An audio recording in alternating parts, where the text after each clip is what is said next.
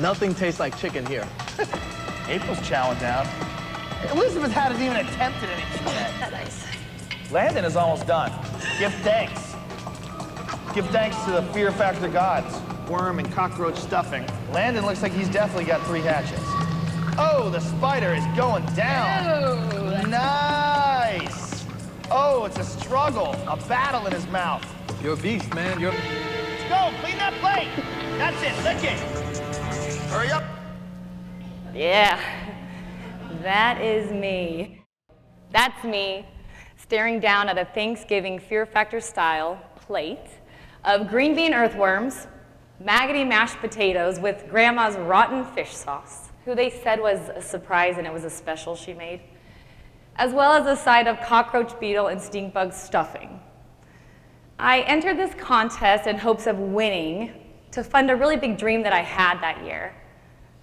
And this dream obviously had to be pretty big if I was willing to go through that and eat that kind of a dinner.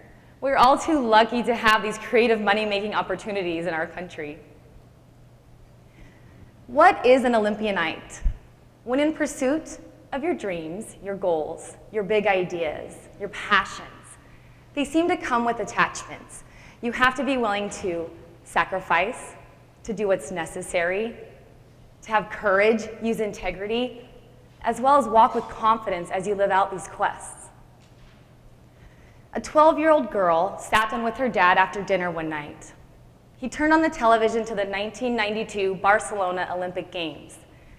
With their eyes exploding, this giant man leaps across the TV, lands in the sand, covered in head to toe with just dirt all over him, big grin on his face like he'd won something.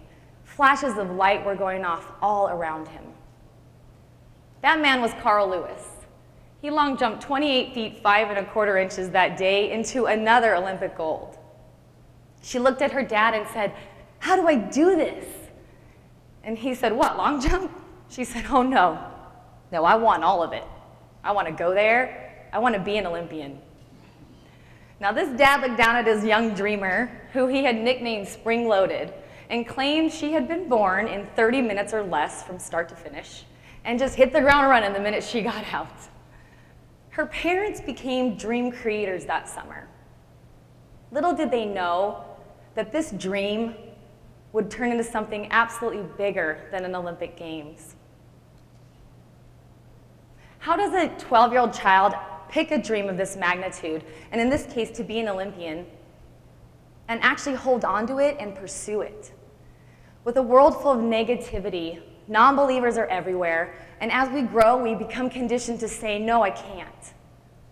How do we protect these young dreamers, these unexposed kids who turn into young adults, maybe parents someday, and give them their very best chance, not only as a child, but into their adult life? With kids, parents become the dream builders. It's a special kind of relationship. They are the guardians that protect and help these passions manifest. As a community, we aid in the dream building process. Nobody wants to be a dream killer for a kid. Parents, guardians, coaches, teachers, family, cousins, friends, everybody wants to be a positive presence in that child's journey.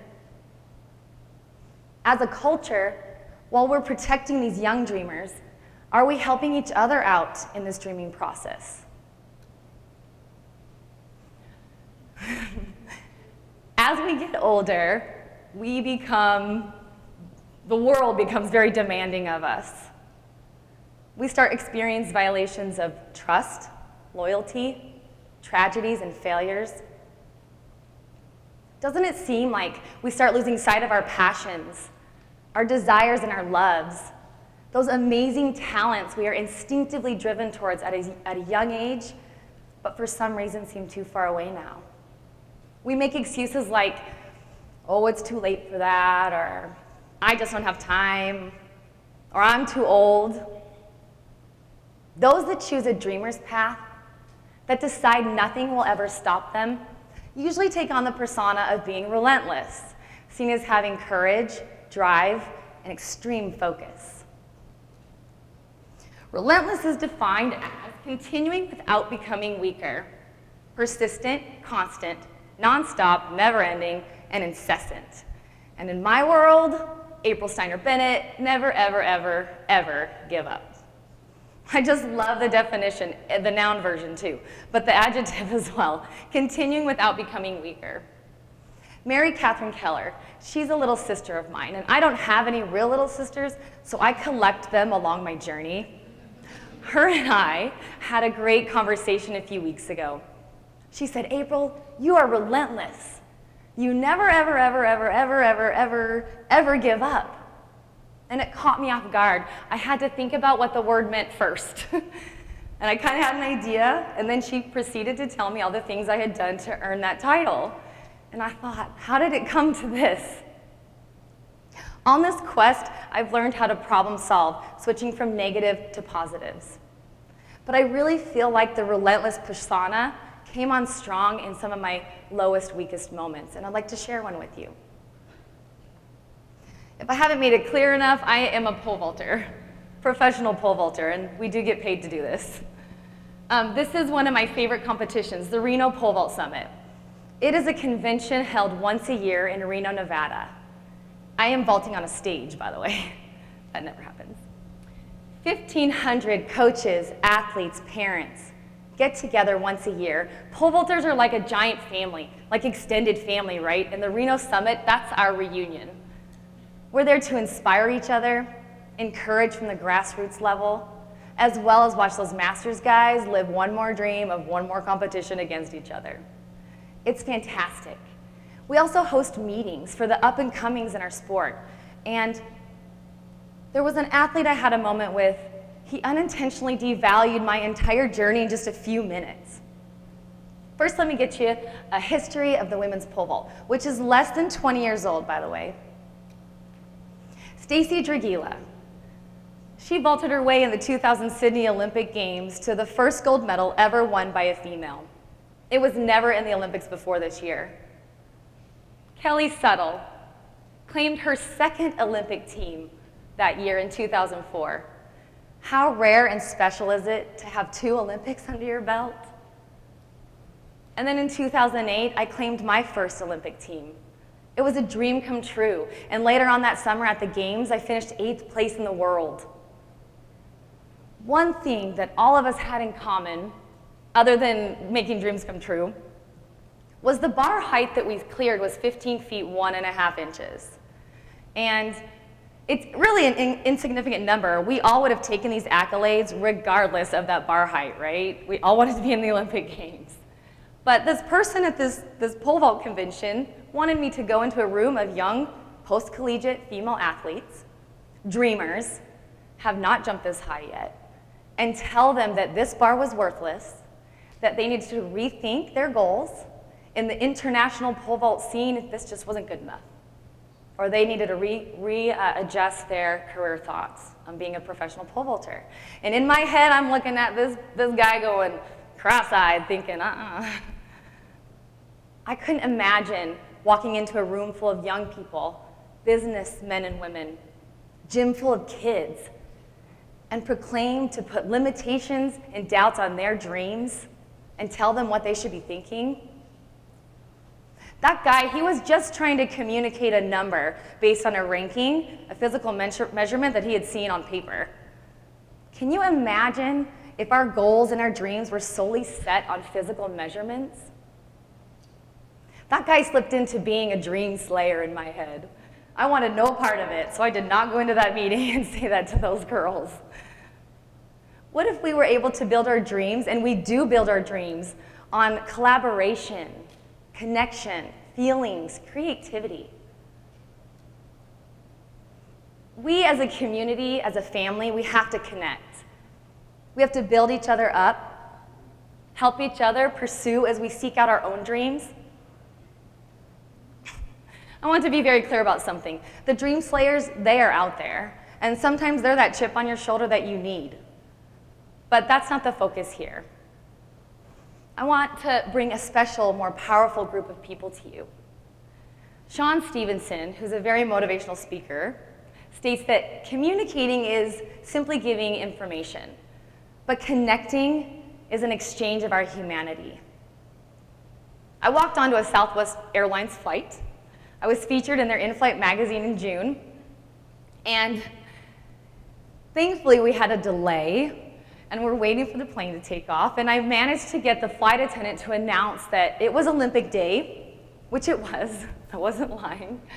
They had an Olympic athlete on the plane who was featured on page 23 of their in-flight magazine, and she wants to take a giant selfie with the entire plane. And most people got on board. It was like within a second, people had that article held up. It was fantastic. I connected. I made a memory with complete strangers. I got over 5,000 views on this on Facebook. I was really excited about that. But it was really a cool moment for me. We have to connect. It takes a village, a connection in a community, a culture to encourage others to fight for their dreams. This connection is happening all around you. You might not even realize how special and rare these relationships are, and that they are rooting for you. They're hiding in the shadows, they're behind the scenes, and they're also on center stage. I call these people Olympianites. They are extremely passionate about people. They are relentless, bold dreamers. They have a hard time being told no. You can't go to an Olympia night and tell them no you can't without them problem solving and going through everything in their head to make that moment a reality for you. Olympianites, they believe in everything. Everything they want to do and everything we bring to them that we want to do. They are humble and they are kind, and there's no set mold for an Olympianite. Any one of you can adopt this attitude and this way of leading your life. Too many times, we blame the past, or we blame others. We hold grudges. We sarcastically walk through life laughing off the mistakes.